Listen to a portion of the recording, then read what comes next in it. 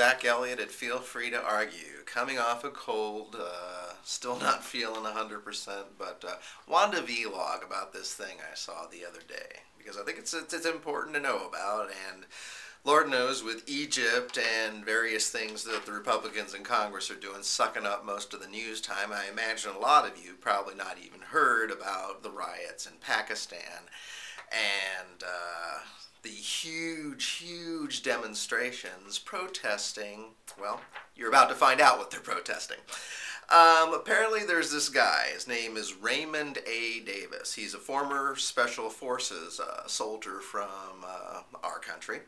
And recently he was at a busy intersection in the business district of Lahore in Pakistan, at which point he claims a couple of guys on motorcycles approached him in a threatening manner. So threatening, in fact, that he shot each of them through the windshield, a total of 4 times each, with a Beretta that he had with him. So this is where it starts to get interesting.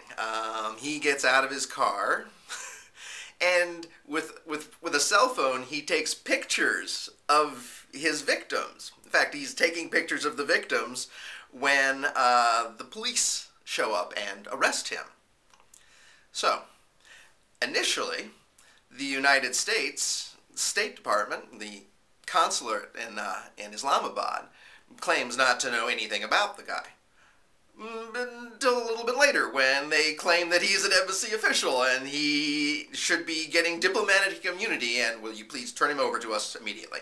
The Pakistanis, of course, are, well, what about the 2 guys that he killed in cold blood in the middle of the day in a busy street corner? And this is where it starts to get messy, because in the context of trying to explain his relationship to the embassy, they had to give some specifics. They stated that the guy worked for Hyperion Protective Consultants, LLC. They gave an address for the business as 5100 North Lane in Orlando, Florida. Alright, so there was an intrepid reporter who decided to check out this company. Well, they have a website, and the website has a bunch of phone numbers on it. He tried to call the phone numbers. One of them doesn't work. An 800 number sends you to a message machine which gives you information on how to, what to do if you're facing some sort of bankruptcy proceeding. Alright, or is it foreclosure? One of the two. And then the third number just asks you to leave a message. Alright, so he goes to the actual location that they say this Hyperion Protective Consultants is located at. And he finds an abandoned strip mall. The actual physical location, 5100, is an empty store. The only thing is there's a counter there with an empty coffee cup on it. He contacted the management company that ran this strip mall and found out that up until about 6 months ago, the management company themselves had been in that office, the 5100 North Lane office, and since they had moved out, no one had been there. So, anybody feel this as starting to sound a bit like a shell company?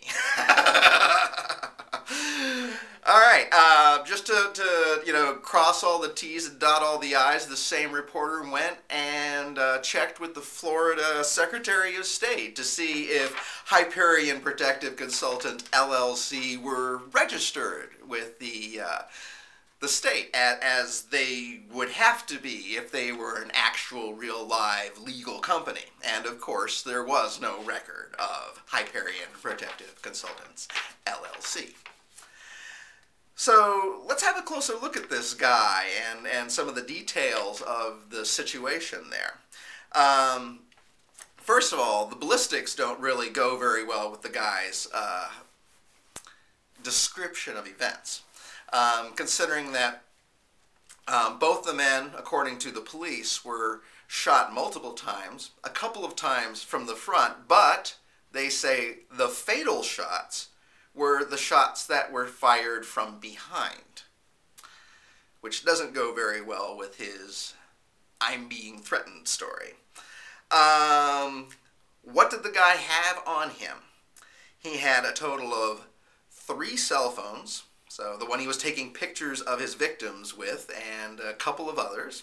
He had a fully loaded Glock in addition to the Beretta, and 3 full magazines of ammunition, in addition to a small telescope. So, anybody thinking this is sounding like some sort of CIA operation?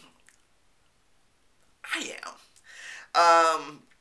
There are other problems, like, for example, the fact that when he was picked up, the guy did not have a consular passport. He did not have a diplomatic passport. He had a regular passport. He was also not in a consular vehicle. He was in a local rental car. Now, there was a consular vehicle involved in the incident, and this is where the 3rd death comes in. Now, there are 2 different versions of the story.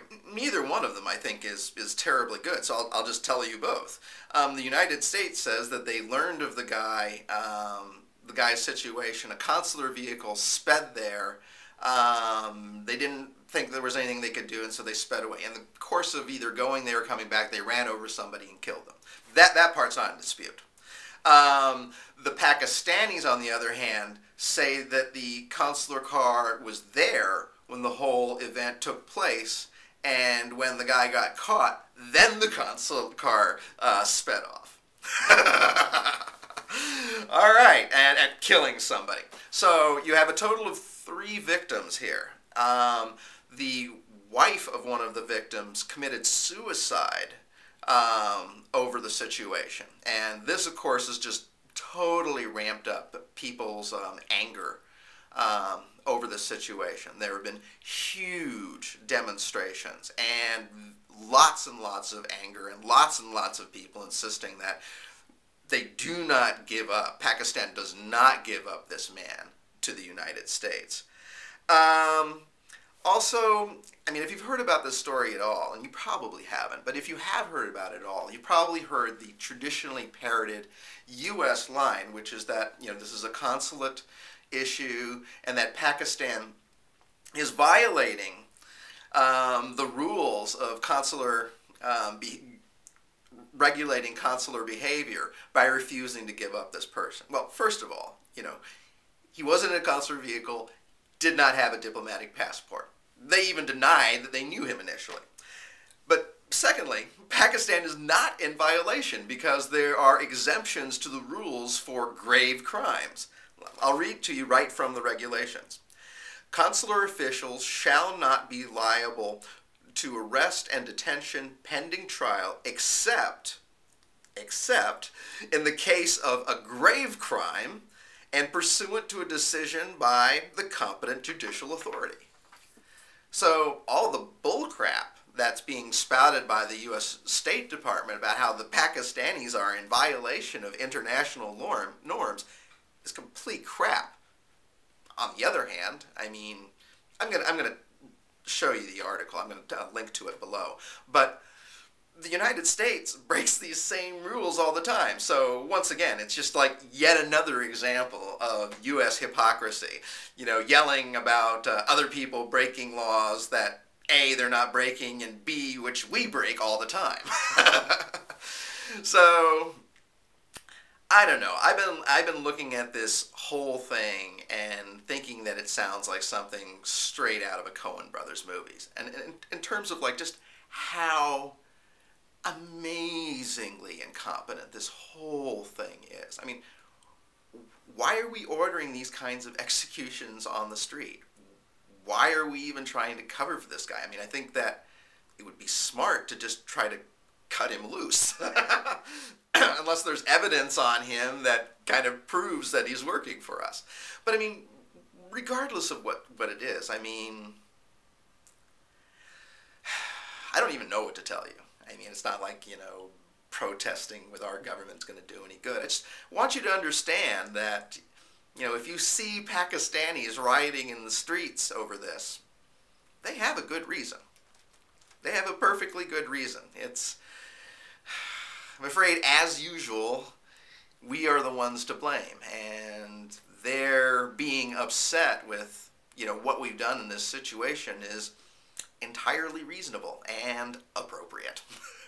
But, you know, you can always feel free to argue. This has been Zach Elliott.